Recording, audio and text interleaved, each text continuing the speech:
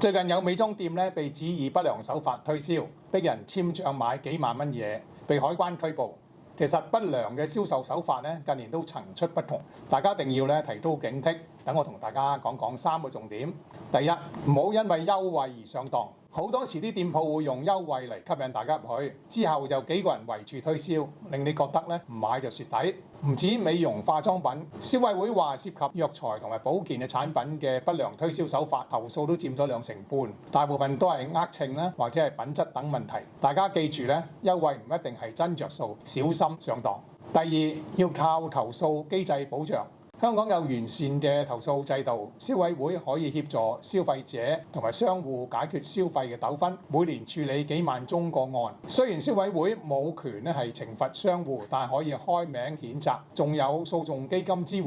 嚟緊成個大灣區仲會有消費者權益保護嘅新規定，可以通過平台一鍵投訴，亦會分享可信嘅商戶資訊，保障跨境消費。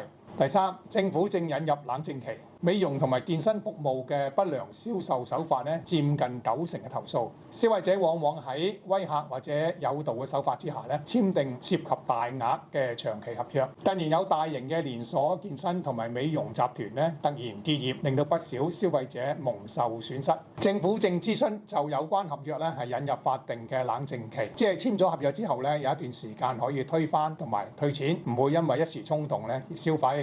即使有投訴嘅渠道同埋保障嘅制度，如果中咗招咧，先至去搞退錢咧，係嘥時間嘥心機，仲未必成功。最佳嘅辦法咧就係唔好隨便俾人攞到你張信用卡，越多人 sell 你咧，越要冷靜，堅決話要翻去諗下先，搞清楚消費權益，喺完全知情之下咧作出精明嘅消費決定，咁先至咧係唔會後悔嘅。請大家咧係留言讚好、轉發同埋分享，多謝各位。